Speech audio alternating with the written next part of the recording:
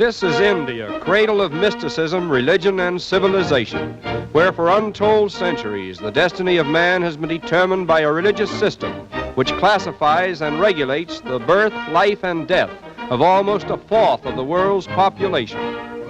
Centuries ago, there lived here two wise and powerful emperors, Akbar the Great and his son Shah Jahan, and they probably achieved more for the development and perpetuation of Mughal architecture than any other rulers.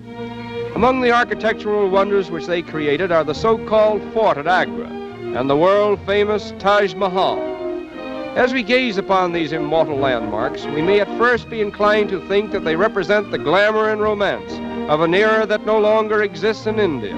But if we will divert our attention from the past and travel a few hours' journey to the native state of Baroda, we will find at the palace of His Highness, the Maharajah of Baroda, a modern display of oriental lavishness and splendor that we doubt could have been excelled by the extravagant nabobs of the past. For here, old India is still on parade.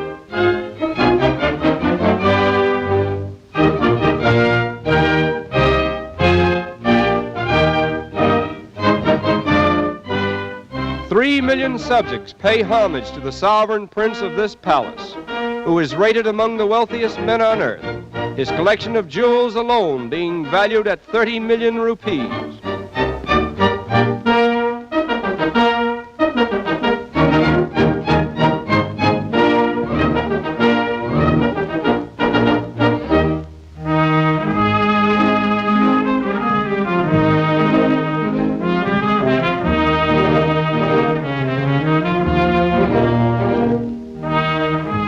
Doubt that more wealth has ever been concentrated in a parade like this one. Royal elephants wearing trappings studded with precious jewels. A small but well-equipped army of specially trained men. And sacred oxen with blankets of shimmering gold. Gold-plated kazan with cannon of silver and gold. Emblems of power and wealth which are said to be essential to a sovereign prince in India if he wishes to hold the respect and esteem of his people.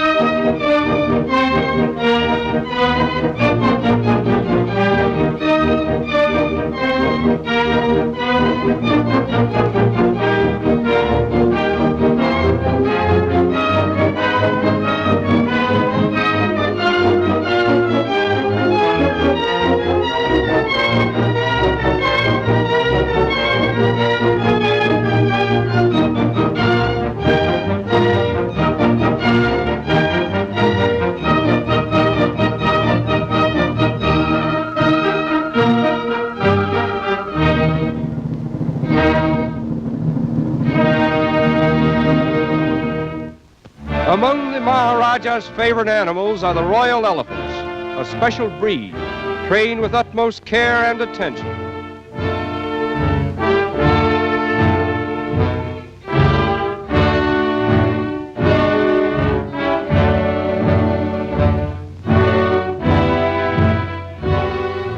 Indian elephants occasionally grow to be as high as 15 feet, with a maximum weight of 9 to 10 tons.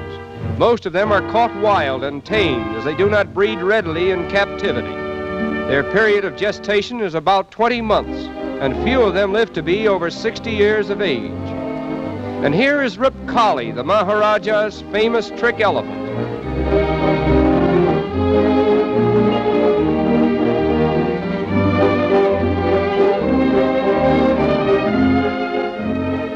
The art of painting elephants with watercolors is an exalted profession, requiring most unusual imagination and skill. Rip Kali, for example, has the head of a panther painted around his eye in a manner which cleverly illustrates the smallness of an elephant's eye in proportion to his huge body.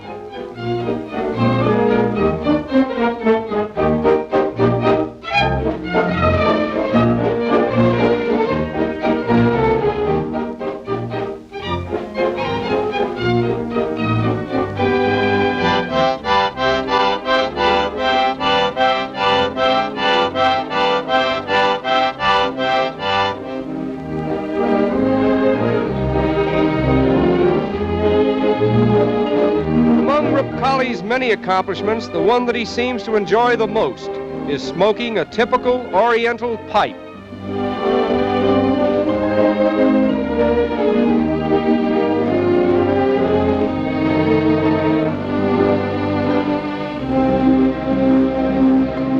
And now we will give Rup Kali a well-deserved rest and devote a brief moment to the Maharajah's monkeys. It is said that the attachment of the mother monkey to her young has no parallel in the whole animal kingdom, for only the death of the mother can possibly separate her from her baby. She brings into existence only one baby at a time, and like human babies, it is in a condition of utter helplessness for almost a year.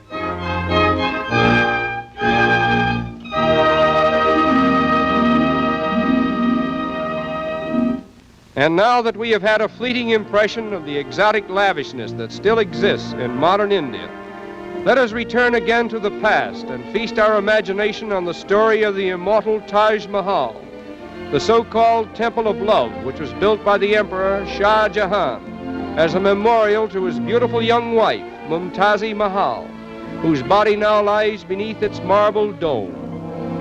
The story is told that after the death of the lovely Mumtazi Mahal, her husband was so overcome with grief that he was about to take his own life when the inspiration came to him to build upon the soil of India the most beautiful temple in the world, a Taj Mahal, to commemorate one of the most ardent and noble love affairs in the annals of romance. The building of this immortal temple was begun over 3 centuries ago, and it required 20 years to complete it at a cost of over £3 million.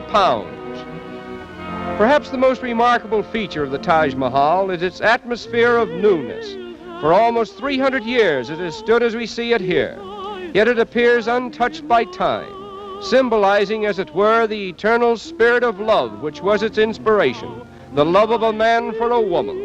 And even now, under the magic spell of romance, we may hear the voice of the maiden who lies within its marble shroud, plaintively calling for the spirit of her loved one, Shah Jahan. Before you agonize them in fair